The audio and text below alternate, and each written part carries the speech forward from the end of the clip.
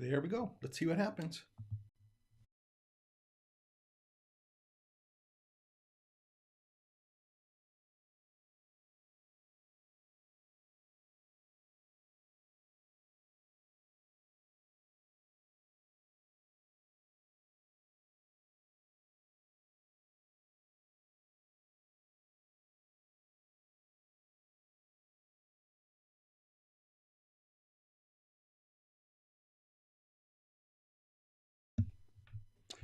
Hey, welcome. This is another open classroom with James Maduke speaking from Teach Online and Training Sites.io. They're both .io.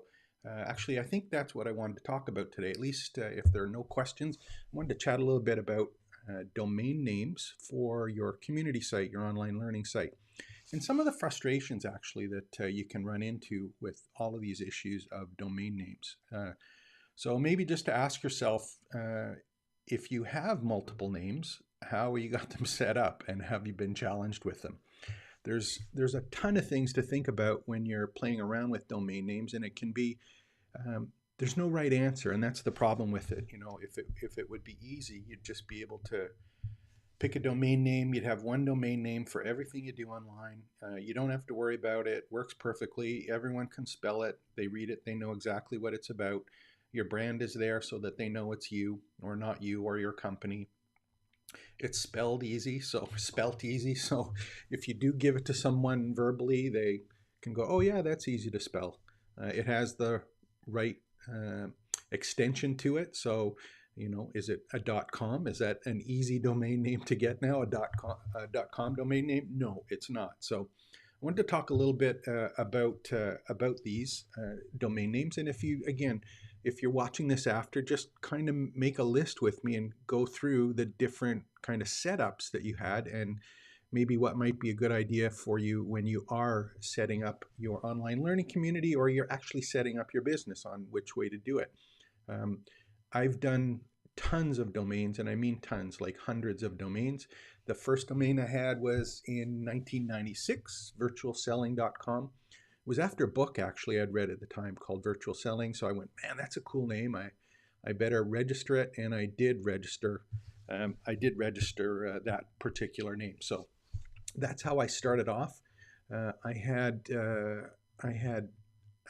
during the early 200s when the ebook phase was big, I had a different domain name for every single ebook that I had. So we didn't have a website with a shopping cart. We had an individual website for each and every book that we had written. And I had over 100, I think, pretty close to over 100. Not all of them were the ebooks, but I had over 100 different domain names. Some of them had websites on them. And this was before WordPress. It was actually using, there was Front Page was the one that was used from Microsoft, and there was another one from Adobe. I can't remember the name of it. So there was a couple ways of getting them set up, but each of these books had a website. Not necessarily a page, but a website.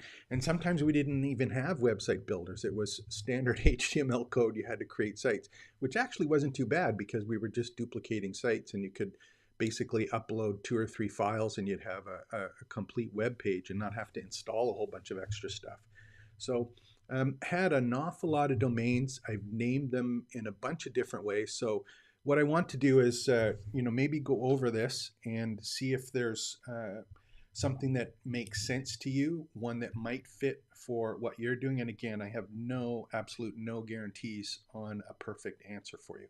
And that's the big problem. There is no perfect answer. There's never a perfect answer. It just doesn't work. So let me see what I can do here. I think maybe what I'll do is I'll show you actually the 3 strategies. I'm going to show you the 3 strategies. Then we can go look at a couple, and then we'll come back and take a look at the different variations of those strategies in terms of buying domains. So should you buy domains for a product, for a brand, for yourself, for a community, for what it does or what it is? That's the kind of stuff we'll kind of look at and look at some variations there. So let me go down to the video pencil here. We'll see what the scoop is on that one. And just while we're there, I want to make sure, in fact, that we do have I'm pretty sure I have the audio set up here so that we're using the audio correctly, and I hope to God we are, so after it works properly, but we'll find out and see if that happens. So I'm going to, right now, what I'm going to do is we'll go and I'm going to, well actually, let's do this. We'll do a, see if I can put a picture in picture for you so that you can see what I'm up to, and we'll go from there. So here's kind of the three different domains, or the three domain types that I run into.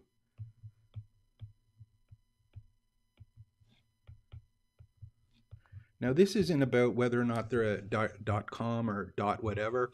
It's not about that. It's really about the overall strategy with the domain name. So when most people start out, or if they're starting out personally, one of the things that they'll spend time with is they'll actually go, and when they're playing around with it, they're going to go and they're going to use their name.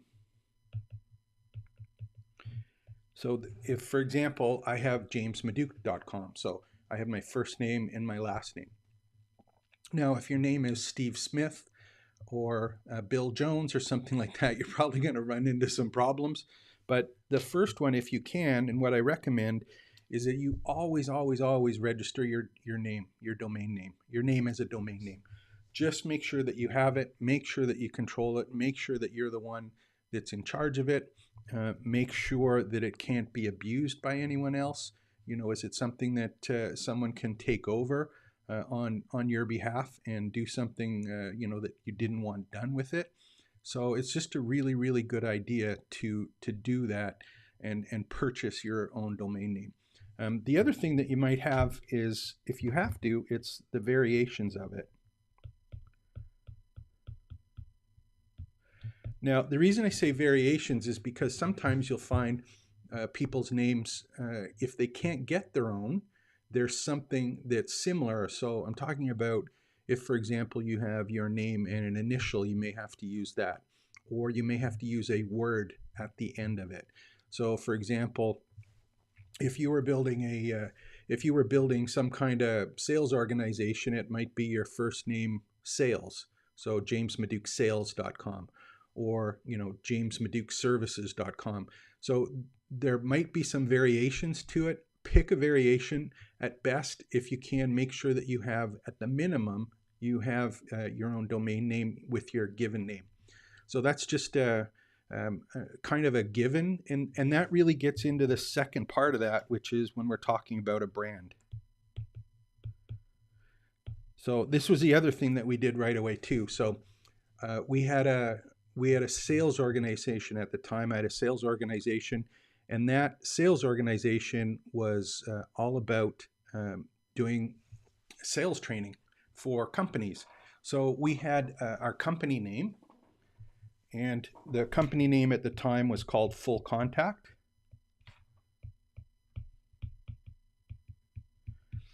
Company's name was Full Contact. So what we originally did, of course, is to make sure that we had fullcontact.com as the registered domain. So that name one / brand one is the really important one. It's the one I highly recommend right off the start, so that at a minimum you get those two domains and or any variations of them. And the thing you have to remember is that, you know, when remember domains a long time ago, just .com domains were really expensive. But now you can get, you know, domains for the first year, for example, for under $10, and on a regular basis, anywhere from like $12 to $20 for a .com domain name. So if you can hang on to those ones, do your best to you know, to make sure that you've got a handle on that, that you're in a position where you can control it and, you know, pay it on a, not pay it, but just make sure that you can keep it on a regular basis. And the thing is, you have to remember that these are not, they're not expensive. So hang on to them as long as you can, or as long as they're needed. Of course, if you change your name completely, or you change your brand name, I would still hang on to them. Don't be afraid to hang on to them. And the best thing you can do is, you've already built up a brand, for example. So you've built this brand up. you can always use that original domain to forward any traffic that still goes there to the new domain name. So getting rid of them isn't necessarily something you have to do. And again, if you're looking at marketing expenses and you're spending a couple dollars every year just to keep a domain name and a brand alive, certainly do it. So that's kind of the first thing that I would make sure that you've got done, is get that domain kind of name and brand name done. So that's kind of the given one at the start. The second one is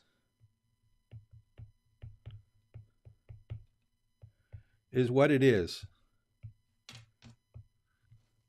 So think about that for a second. Oftentimes you'll find a domain name that that will give you or use the domain name that is actually what the product is. So if you are selling tennis rackets, you try and get the domain tennisrackets.com. And the reason you do that is the goal is to use the keyword search, or if your business is all about searching for a particular product, it just makes it easier if you can get a product name or a product identity as the domain name. So you try and get the second domain is what is it? So if it's tennisballs.com, try and get tennisballs.com. If it's cooking utensils, try and get cooking utensils. If it's a brand and a product, and you can do that so it doesn't actually, like for example, Coke is a drink, but Coke is a brand as well. If you can do both of them, that's obviously a bonus, but they're really hard to come by. So try and get a hold of that, what it is, second piece. And again, these products tend to be focused a little bit more on search. And the reason they are is because they will have a greater likelihood that if someone is just searching into the top of the browser and they just put tennis balls, the ones that show up at the top are going to relate by tennis balls. And one of the things that Google looks at, of course, is what is the domain name, and the domain name, is it relevant? And even if they don't really do a great job of that, Google, if someone is looking at a listing and they're looking for tennis balls, and they have a whole bunch of listings that don't mention tennis balls, they're not very much likely, or they're not likely to click on them, but they're far more likely to click on yours because it relates to what they're searching for. So that's kind of the second one, is what it is. And the next one, or the third one, and that one that I see is what it does. What it does. And this one is more for services or for people that provide an answer to something or a service to something. And we did this, I did this personally a lot when we were doing the ebooks, when people are trying to find out how to do something. So that was one of the things that we spent a lot of time on, is picking domains that relate specifically to what the book did. So one of the ones that I had, here's three that I had. One that I shouldn't have let go, but I did. One that I sold because I wasn't really doing it anymore, so I ended up selling it. But here's some examples of ones that we did. So I had one called buildmylist.com. So if someone is searching in, how do I build my list? The domain name was buildmylist.com. So that was the one that we had as a domain name. And on that, we were selling a product, a digital product in this case, but we're selling something that was easy for people to understand, and they were searching for it. So it searched, when it did show up in a listing, it was easy for people to know what it was about and what it does. It shows me how to build my list. Another one that we had was set up a blog.com. Yes, I had set up a blog.com, and unfortunately, through an accident, I let it go, which was the biggest mistake I ever made. So that was that was one I didn't want to do, but setupablog.com is gone. Someone else owns it. I don't think they did a really good job with it. or did anything with it, but you can go take a look at it. The other one that we did was marketablog.com. And I'm not sure if we still have that one. Let me go take a look here in the background for a second. I'm pretty sure I own that one. Just looking in the background here, and I'll bring it up on the browser. Marketablog. Don't have that one up. Let me see if I have.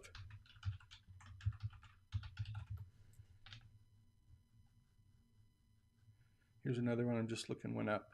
Yeah, set up a blog, for example, is here's just a good example. I did a quick search for set up a blog, and if I go back to where I'm at here, and I'll go back to Chrome. If I go back to set up a blog, someone hugedomains.com owns it, but right now you can buy it for $4,000. So that was a domain that I owned, that I let go by accident, and it's one now that people can actually go and purchase it. If you're selling a service, for example, like set up a blog, if you're doing that as a service, it's now available for someone to buy. So a really, really, really expensive mistake that I made, but there's just an example of how something would work there. So there's the three kind of styles that you probably want to look at. You've got the brand or the name. Let me just clean this off again. So you have the brand. You have what it is and what it does.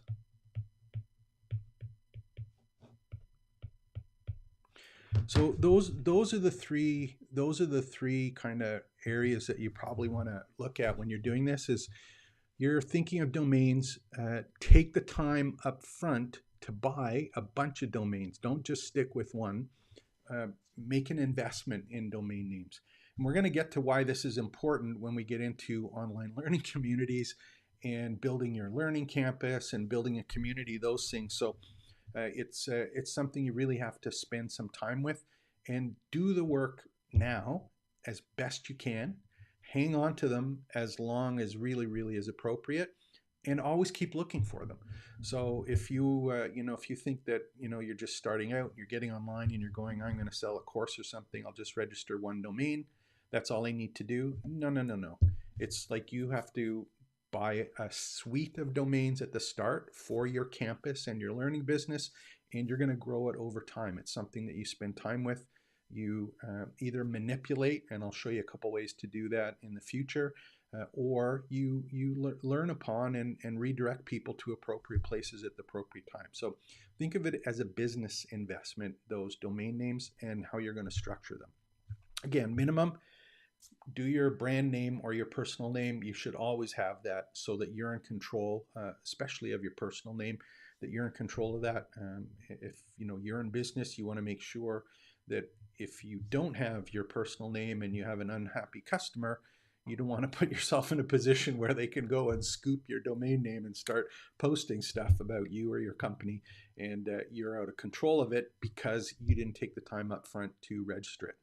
And as a personal note, if you aren't even in a business, it's just a good idea to register your domain name and hang on to it as best you can. So those are kind of the three things up front to really think about: the name, what it is, and what it does. And I will mention the what it is and what it does. Those are the ones, in my opinion, that are really tough to come by now. So one of the things that you have to play around with internally is, am I only going to use a .com name now? So this can be really troublesome, especially if you're trying to use what it does. Most of those are taken. It's not easy to find domain names anymore. So you may have to consider using other extensions, like for example, your local country. So in Canada here, it's a .ca. In places like Australia, I think it's a .au. The .com in general was built as a commercial domain name, but it's used in all sorts of different places now. It's kind of the default, so people end up using the domain names and you get stuck. So if you are going to pick a name and you can't get one that is a traditional .com, I highly recommend that you get your country one and hang on to the country one so that you have that locally. And again, doesn't mean stop looking. You know, if you can always get the one that you really want, do it, but pick up your country. And then after that, you're going to have to get into some other extensions that I don't really know enough to talk about in those particular cases. Those are ones that you know, in your market, the people you deal with, is that domain names that you see on a regular basis? Is it something that people can remember?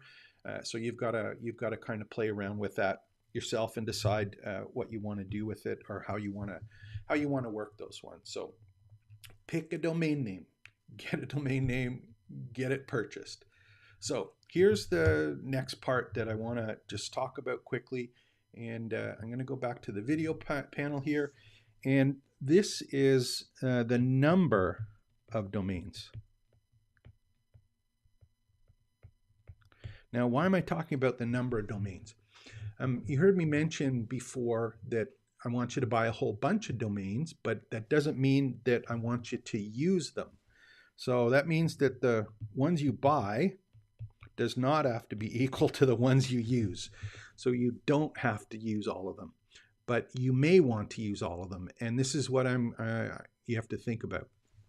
And this comes back to those three things, right? Is it a brand? Is it what it is, or what it does? So it's like brand is does, BID, brand is dud. So if you are going to use a brand one, I highly recommend that one, the brand is equal to, being used is equal to 1. So if you have a brand, it's like have one domain and one website with them.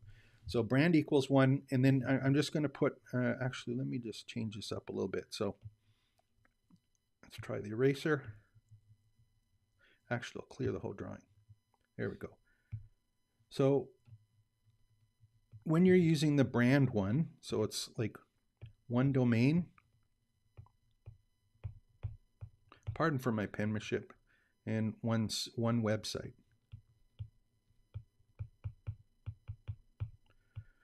So you can have multiple domain names, but what you want to do is you want those domain names all to go to one website. So it's got name 1, name 2, name 3, and that's one site.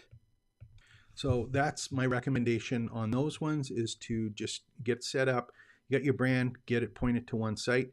And that site can be any site. If you don't have a brand site, you can just send it to one of your additional sites. So, you know, this one can be forwarded to somewhere else as well. If you don't have a site. So if you don't have a website for your brand, just forward it somewhere else. And that's a great thing to do. Again, just when you're starting out. So here's the other part I want to get to, especially when it has to do with campuses. So you've got a learning environment, right? You got courses, you got community, and you've got people communicating or talking to each other. So we got comms. We have all of this material. There's classes as an example.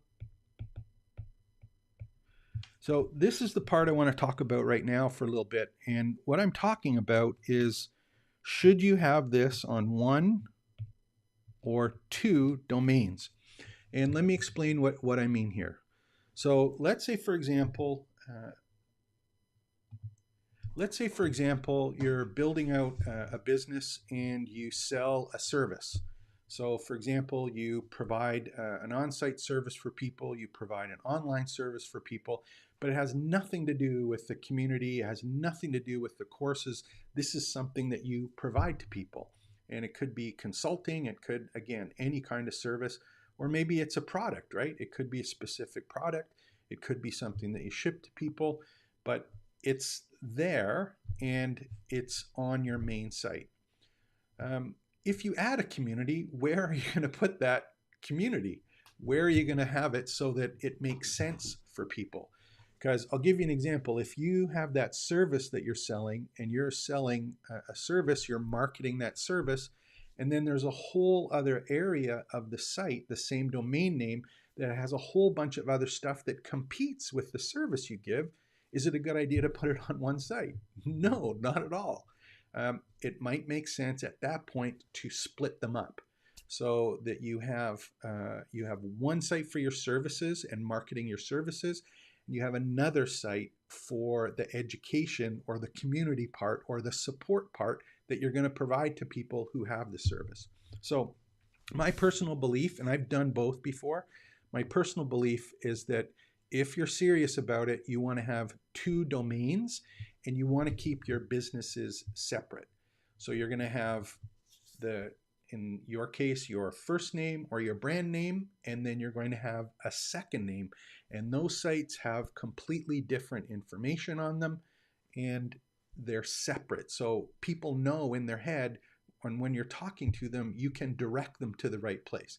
Because the last thing you want to do, especially if you're selling courses or community, you're talking to someone in a webcast, you're doing a Zoom call, you're on the phone with someone, you're chatting with them, and you tell them, yeah, just go to my website.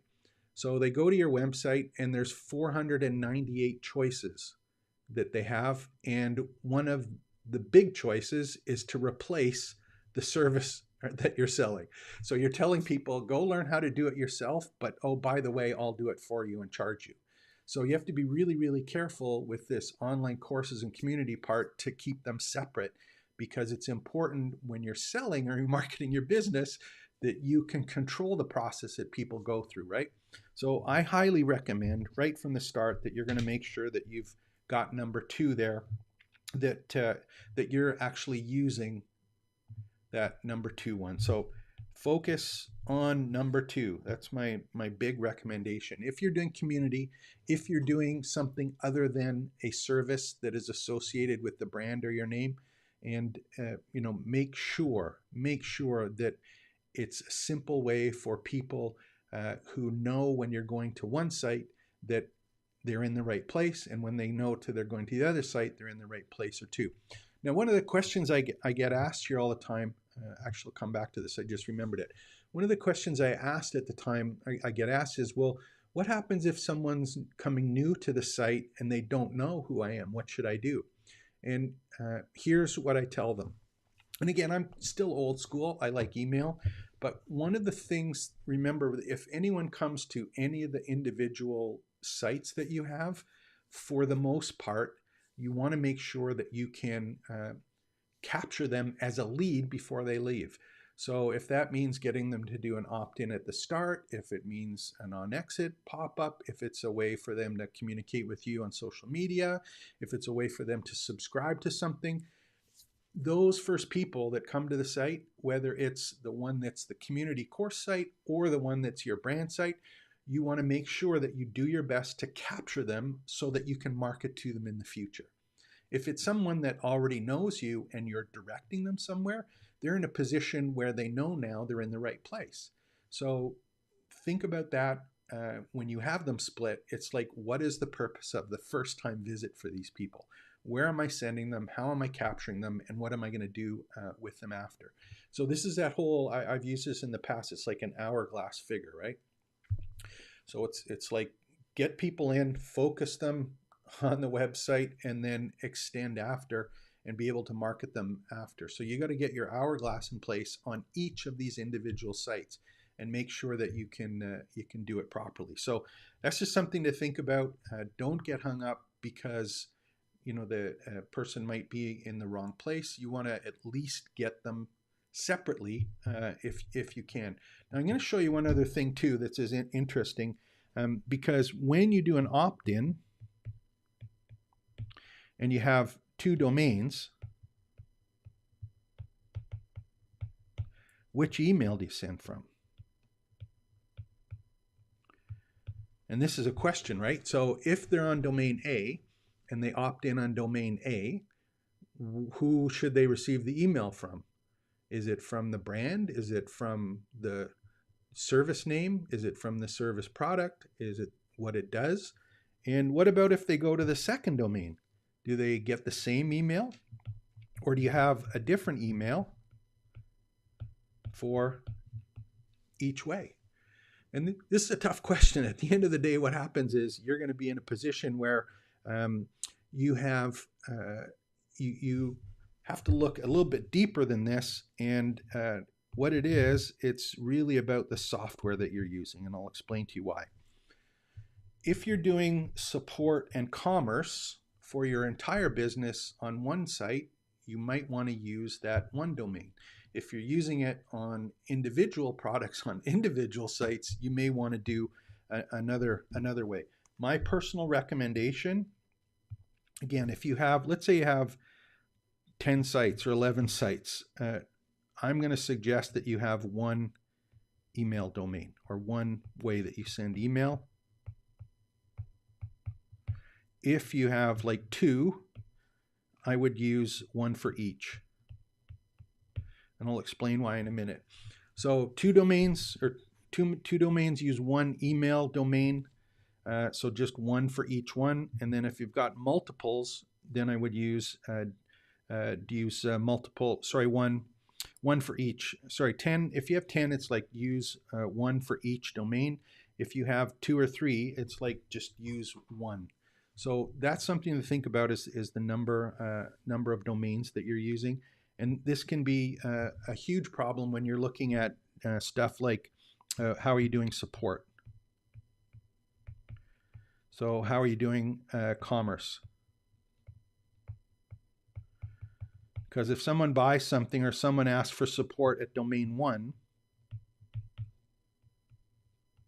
and then they get a response from domain 2, what do they think? Well, which one's this? Are they together, or is there a way to make sure that you have them together? Same thing if you've got a purchase, right?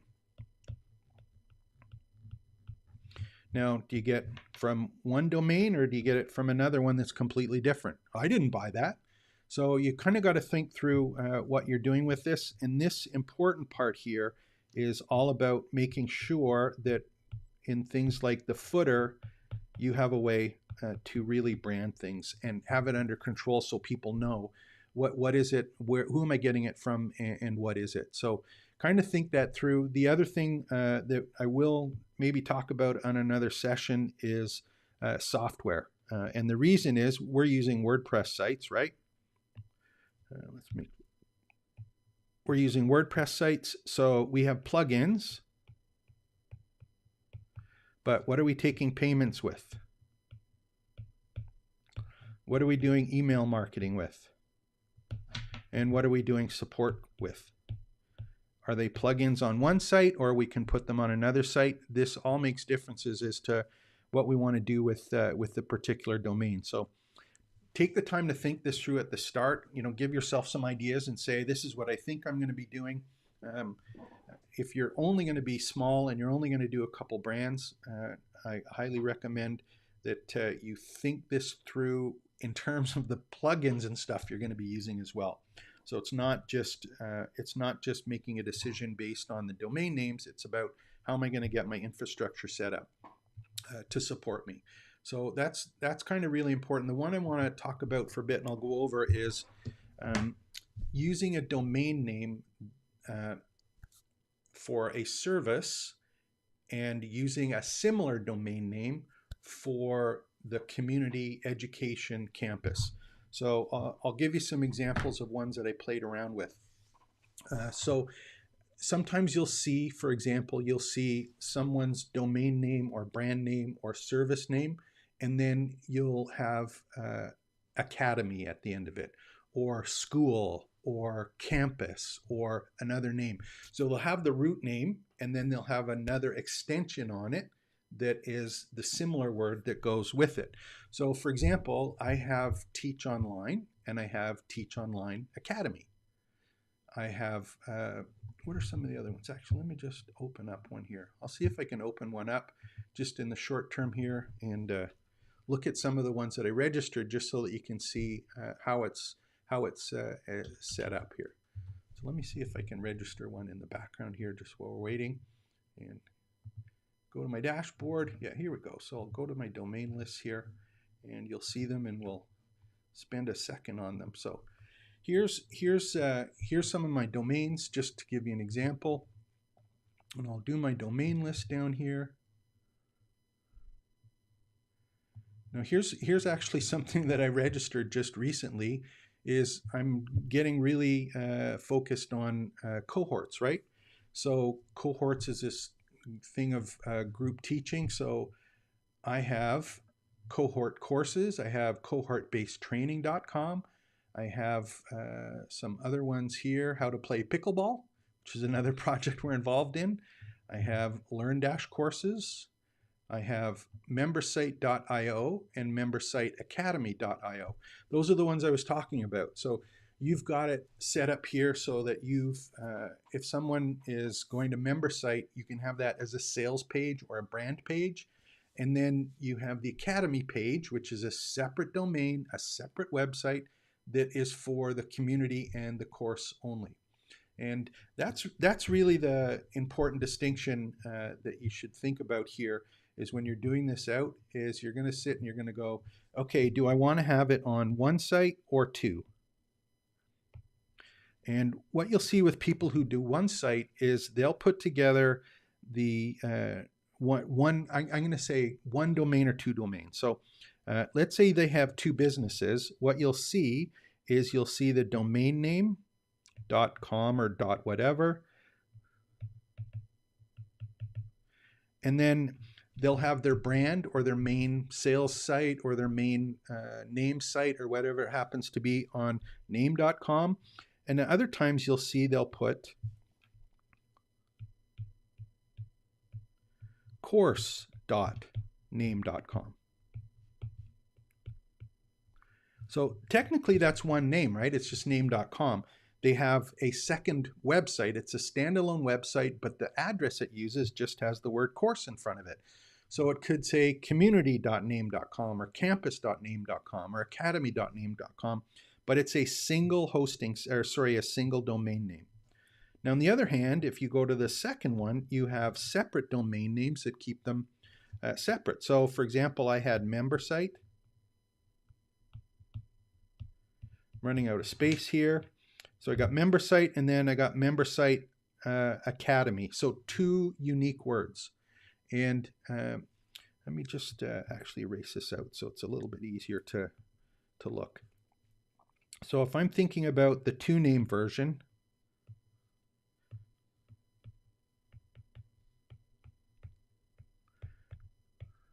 so they're two separate websites. They're still two separate websites, but the versions of the domain names are two. So you have MemberSite.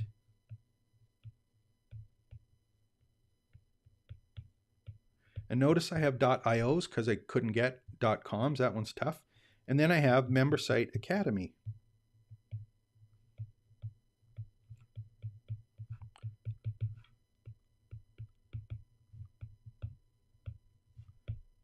.io. So two separate sites. MemberSite is, in our case, it's a bit of a sales page, and the actual community is on membersiteacademy.io. So the sales, the purchasing and stuff is on MemberSite. When people purchase, then they get brought into MemberSite Academy.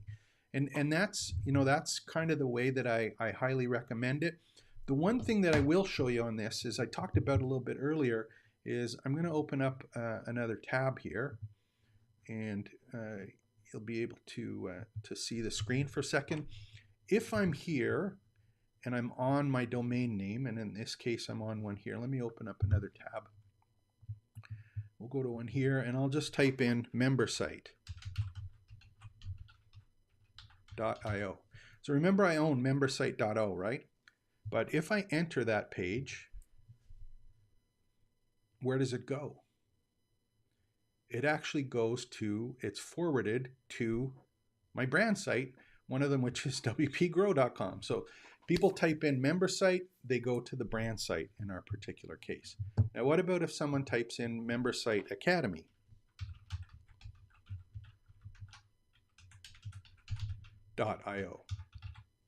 Someone types in that one, where do they end up going? And I'll click, and hopefully it'll come quickly. See if my connection to the internet is good today here in the office. But it goes to teachonline.io, which is our community. Now, I didn't name this one Teach Online Academy. I have two separate ones. I have the wpgrow.com and also trainingsites.io, which is going right now to wpgrow.com. But Training Sites is the brand and the service that is the same as wpgrow. Those two are just being transitioned. And then I have Teach Online, which is how to do it. So the way that I structured that I was putting together was Training Sites is the service. We build out training sites for people. We build online campuses so people are able to see how they work and do the work for them. So if they want it done for them, it's trainingsites.io. If they want to learn how to teach online and build their own campus, it's teachonline.io. So that's the way that we have it set up. Technically, I have both. I have teachonlineacademy.io and I have trainingsiteacademy.io. Both have the additional ones, but they're forwarded to the appropriate one. So when you're recapping all of this, you have two choices when it comes to these campuses. The first one is I'm going to use the same domain name and have two sites on the same domain name. So I have name.domainname.com and I have domainname.com. One domain name, two unique sites. On the other hand, I'm going to have two unique domain names and two separate sites where I have membersite.io on one domain and I have membersiteacademy.io on another domain. So those are the two kind of strategies, and you kind of got to think these through about how you want your business to look, how you feel about it, what's easier for you technologically. If you don't want to do it yourself, come let us help you out. Pick the right one for you and get you set up correctly. But at the end of the day, just remember, domains are a powerful marketing tool if they're used properly and they're used in a way that helps your clients understand what it is you're getting for them, what it is you're doing to them or doing with them, and more importantly, what they get by doing business with you. So hopefully that helped. I know I was ranting a little bit for how long we've been going now. I don't know, 38, 35 minutes, somewhere like that. 42 minutes already. So it just to give you an idea how long it can take just talking about domain names. I've been talking 40 minutes. There's a lot to talk about in domain names, and don't forget about it. And just remember, buy a whole bunch up front. Make sure that you buy your brand. Keep investing in them as long as you can, and keep forwarding them to the right place to keep focused on your business. And I'll do my little shtick here for a minute. And again, if you have any questions right now, make sure to put them in the comments below. I'll do my best to help out. This whole thing with building out a campus and a community, that's exactly what we're doing and where my expertise is. I've been doing this for ages for lots of different companies, some big, some small. Most of them small, I shouldn't say big, but smaller businesses where they're training their staff and they're educating their staff or building out a community of their customers. And if you're serious about that, make sure to check us out. Subscribe to the channel, put some comments below. Don't be afraid to ask. And join our community that we're just starting off to get any questions that you want answered if you want to do it yourself. If you don't want to do it yourself, go to trainingsites.io and that will get you our service started so that we can do it for you. So those are kind of the things to think about at the start is how am I going to structure my business and my community, because there's a huge opportunity here. It's absolutely huge. And I think the other thing I will actually, let me rant about this for a second, because one of the things that's happening in this whole space right now is that in the big picture, what's happening is there are a lot of third-party services that are starting to offer courses, and then now they're starting to offer community. So they're starting to build out the pieces of your campus, right? It's like, do I have courses? Do I have a community? Can they communicate with each other? Is there gamification? There's a whole bunch of different pieces, right? there's a lot of services becoming available now that are taking pieces of these and trying to offer it as an online service. An example of that would be is if you have your regular domain name and then you've purchased or you're renting access to a service, you're going to have a separate domain that they control with the content and stuff, and you're going to be sending your traffic there. And in some cases, it's not your domain, it's their domain. In some cases, it is your domain, but it will generally be it'll be like your name, your course, like courses.name.com. So they'll be able to forward a subdomain to them. You'll still have your main brand, but you're forwarding with a subdomain to another company. So having said that, you're looking at sending your traffic and your community somewhere else, and you only have control of that community to the extent that their software works, right? So, and that's the interesting thing, because there's a number of third-party services that are hosted services right now that were selling courses, but now they're starting to sell community. And that gives people the ability to do things like a discussion forum or have a chat back and forth with each other. Isn't really all there is to community, but it's just a piece of it. So you got courses and people are starting to add community. If you wanted to take it to the next step, you've got courses, community. Are you doing cohort training? Are you doing live training? Are you doing classes? Those other products or services, they don't offer it. It's not controlled within those services yet. It might be something that happens in the future, but right now it's not there. Gamification, which is a big piece of online learning campuses. If it's done correctly, again, it's not there. The exciting thing for me personally is you can set that up today in about 24 hours on a WordPress site where you do have your own campus that has a community, that has courses, that has classes, that has a cohort, that has gamification, that has commerce so that you can take purchases on it, and you'll be able to build your business with it. So it's a huge opportunity that's going to happen with or without you, and it's going to happen either on your campus or it's going to happen on someone else's campus that you're renting some space from. And some people say, and they listen to me and they go, oh, you're trashing all these third-party services. And the answer is, it may appear that, but I don't intend to. And this is why. If you are going to be selling courses or building a campus, and you are only ever going to sell one course, for example, or do one class, or it's like you dump your information, you do your course, you don't really have to deal or communicate with people, use a third-party service. If you have one or two courses, use a third-party service. It's just a way to earn money. It's not necessarily a way to build up your community and the people's reliance on you, whether it be for your services or your information. So don't be afraid to do that third-party one if you're not building a campus or a community and you only have a couple courses. All I'm suggesting is that if you do have a bunch of courses and you get to the point where you're going, man, I can make this work. I can earn a good income. We can build a big business. And more importantly, the great thing with these communities is the more you sell your community and your courses, the more people realize they don't want to do it themselves and they'll ask you for your service.